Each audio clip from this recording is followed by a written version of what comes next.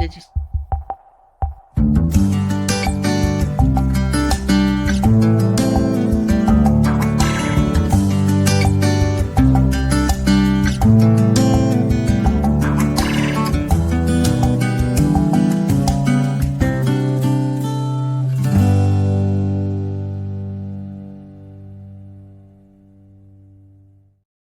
Hey everybody, I'm Rebecca from Thieving Otter Farm, And I'm Leah with Southern Biophiliac Urban Farm. and we are two Chix Coturnix bringing you the scoop Not the poop. on Coturnix quail. Speaking of scoops, Leah, I hear you have a story. Uh, just It's a been a while tiny since we one. story time, so let's hear your story. Well, I had a dumb moment, a very dumb human moment, We all have and those. it involved a quail.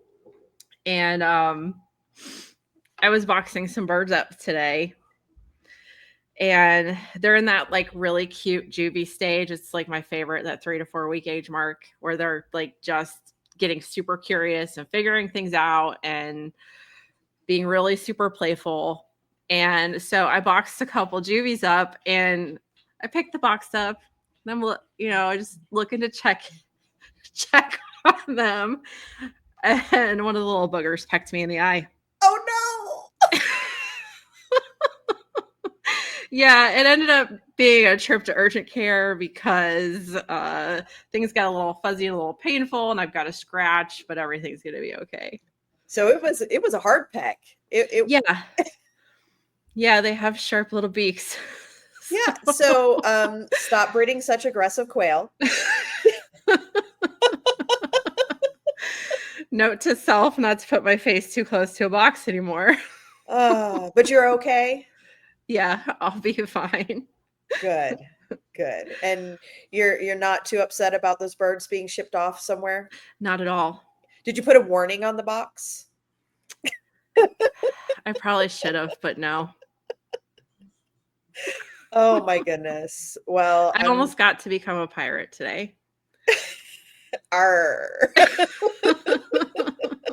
Instead of a parrot on your shoulder, you'll have a quail. Right. I don't know, that might be too close to your eyeball. And with how much they poop, I don't know. Yeah, that might not be good either. Yeah. No. Maybe your Kiri chickens. Yeah, there you go.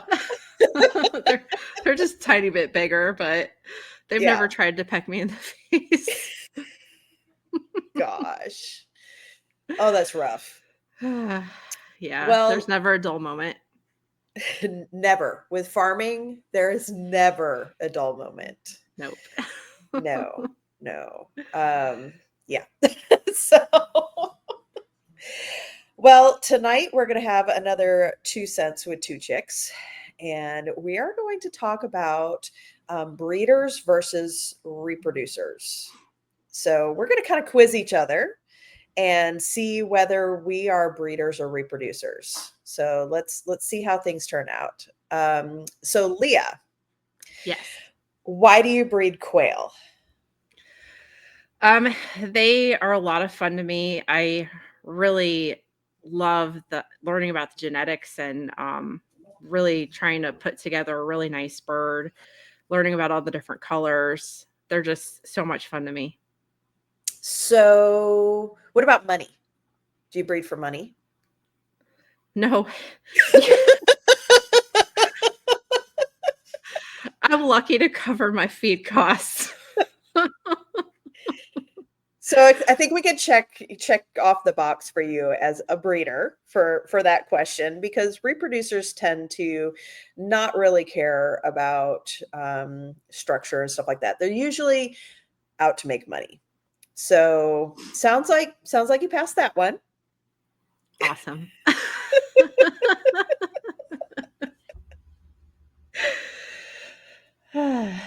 So, like, what do you do about defects? Oh well, I call them. Same. That's pretty easy. Right. I live by the rule.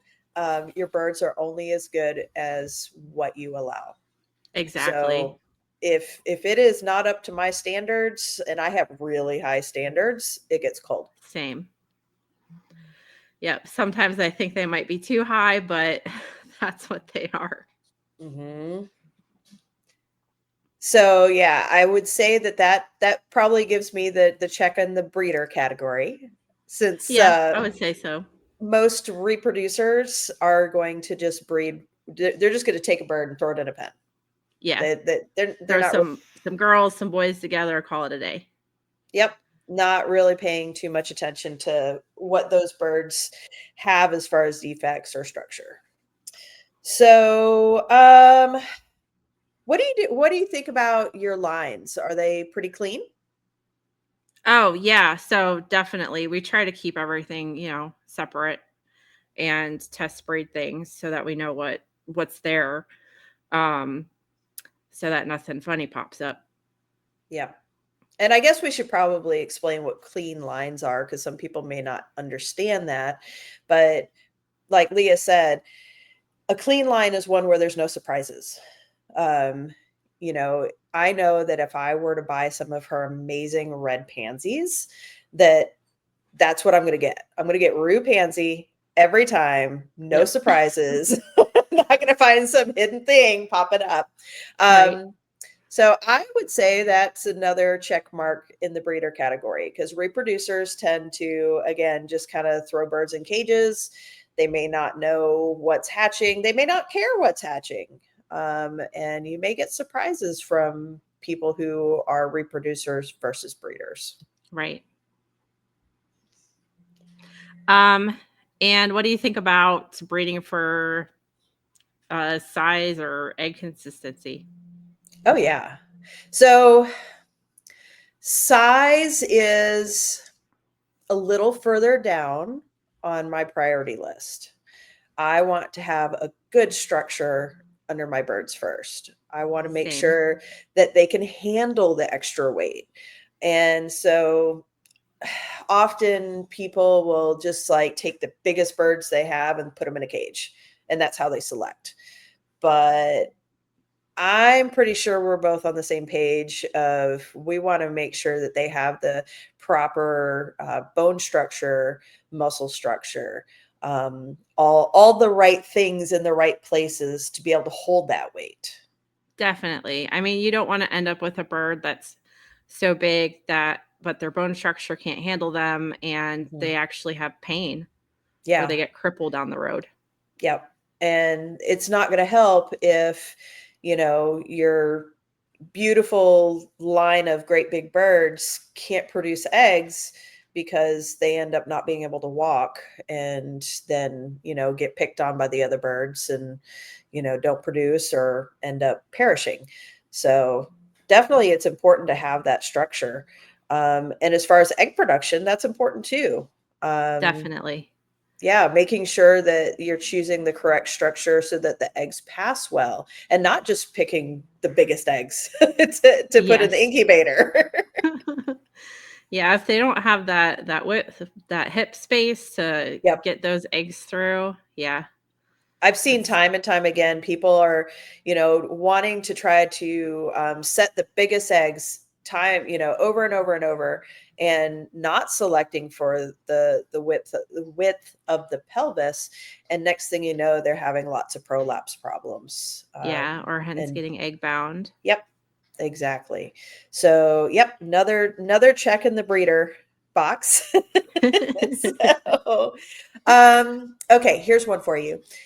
How long do you wait before you start selling eggs? Like when you have new layers and they start laying, how long do you wait before you start incubating eggs from them or start selling eggs from them?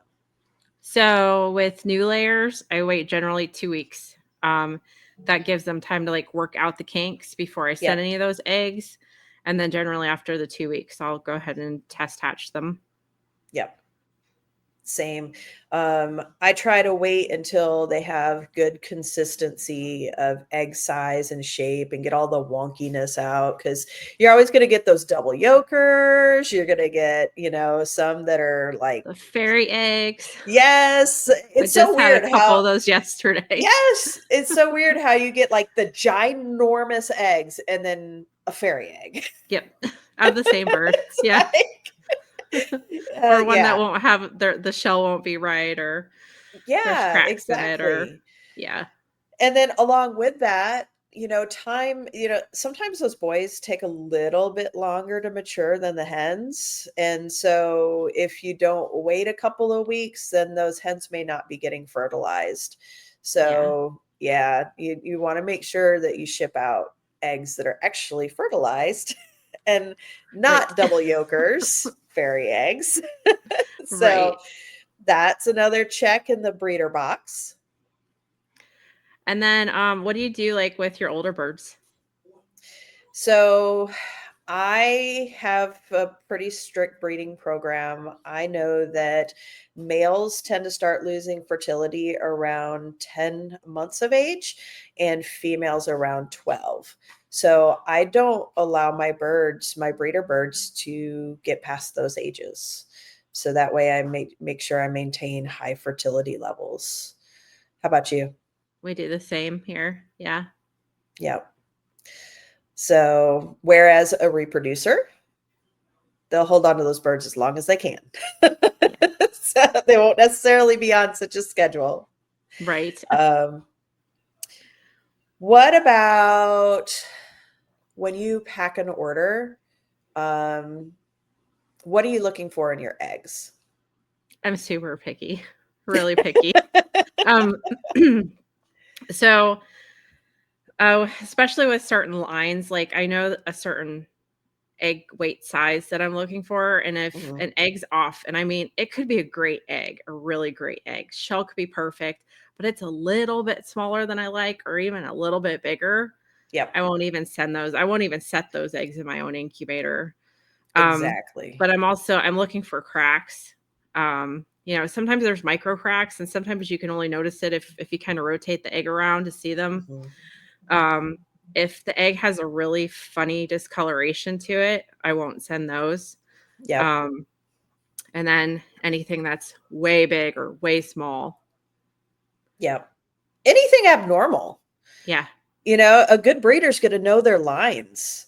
I know what each one of my lines produces. They produce different, I'll have this line that produces eggs that are all pretty much this size, and then this line over here might have ginormous eggs, but I know my line and I know what I should expect from them. Right. And, I'm looking for any kind of shell defects, like you said, micro cracks, or sometimes you get some that are kind of wonky, like uneven. Yeah, they're Um, misshapen. I had one that was like yeah, totally round, like a little ping pong ball today. exactly. If I Yeah. can't tell which end is the pointy end, then Right. I'm not going to send those eggs. Exactly. So, but with those reproducers, a lot of times they're just out to make money. And they'll put whatever they have in a box. Doesn't matter if it's a double yoker, doesn't matter, gosh, I've seen all kinds of stuff that people have Me too. opened up. And even Yep. with like say celadon eggs. So Hmm.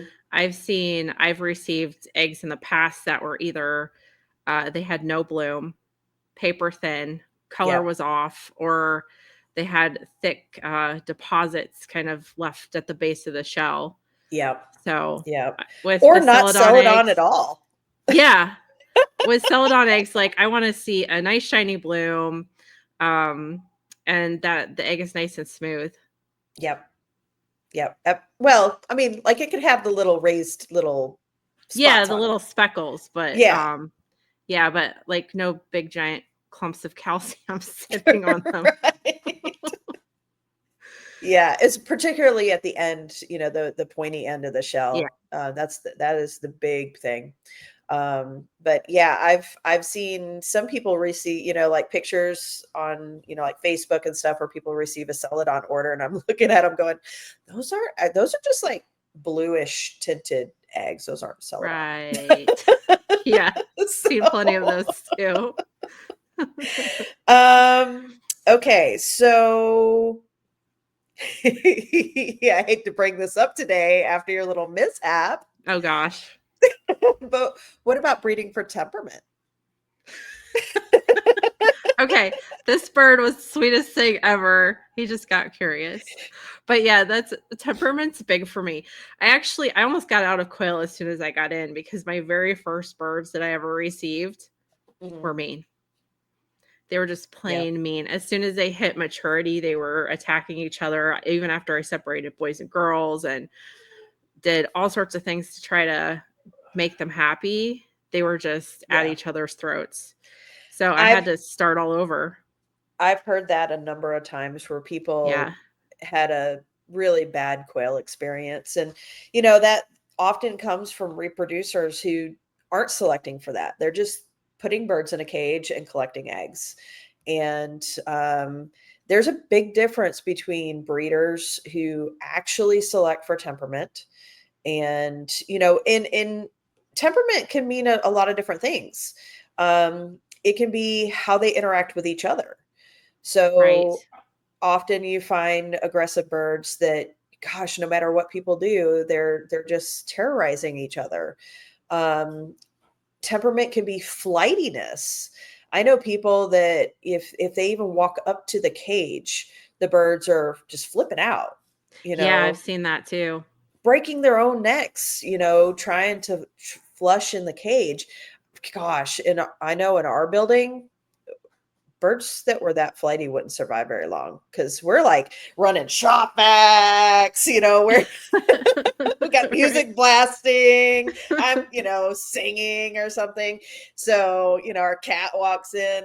Um, our birds wouldn't last very long if they had that kind of flighty temperament. And then Yeah, of not at course, all.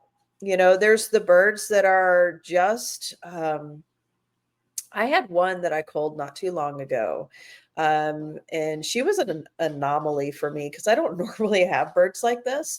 But every time I would walk up to the cage, she would like come up and just yell at me and peck, like trying to peck at me and just lost her mind. She would pace back and forth and just try to reach at me. And I was like, okay, Oh my no. gosh. She All the must have other been anxious. Oh gosh, and all the other birds in the cage would they would just then start pacing and stuff, and I finally just went, "Okay, I've had enough of this." Right. Yeah, it's amazing how just one bird can change the entire covey dynamic. Yeah. And again, it goes back to your birds are only as good as what you settle for. Right. And so I just went, would I want more of these birds? Nope. Out of the cage you come. Right. um, okay, what about health? Oh, What health is how huge. Yeah? Huge. Yeah. If I mean that's probably it's almost even over confirmation. Mhm. If the birds aren't healthy, there's no way they're going to make a breeding program. So, when you have a sick bird, do you treat it with a bunch of antibiotics Nope. or do you give it apple cider vinegar? Do you uh No. None of the what a above. diatomaceous earth, a little what is it? I'm very Colloidal big in silver. building natural immunity, so yeah, I don't like to use anything. I'm the same way. I breed for resistance, and I breed for health. And Yep. so, if you are a bird on my farm, do not sneeze. Do not have a wonky eyeball. Yep. Don't limp. So, Yeah. and I feel bad because I get people who will send me messages, extremely well-meaning people that Yes. go, Same. I know where like you're my going. bird is doing this, what do I do? And I'm like, I'm sorry, I'm the wrong person to ask. Yeah. You don't want my answer. Yeah, they usually don't want mine either because I'm very blunt and to the point about it. Yeah. And it doesn't mean that we're cold-hearted. No. I mean, so I cannot tell you what my vet bill is like on my Same. dogs and cats. Like I have special privileges at my vet office because of the amount of care that I give to my animals, but those are my pets, and there's a difference between the animals that you share your home with and the animals that are in a breeding program. Right. So, and occasionally it does extend to farm animals. I do have Stevie Wonder Duck, Yes, he's who special. has no eyeballs. And if you haven't heard the story of Stevie Wonder Duck, I was at Tractor Supply and I never pay attention to the chicks at Tractor Supply. I don't buy chicks from Tractor Supply ever. But they had ducklings and I had to look, and ducklings are special. And I looked in and immediately I could tell that one of those ducklings was blind. It was like walking into the side of Aw. the thing. And I was just like, oh, you have to come home with me. Right. It's so ridiculous, because had that been a quail that was born on my farm, it would have immediately been cold. But then, I was like, nope, okay, hello, I need help over here. And they picked up this duckling and it has no eyeballs. And I was Aw. like, "You must go home with me."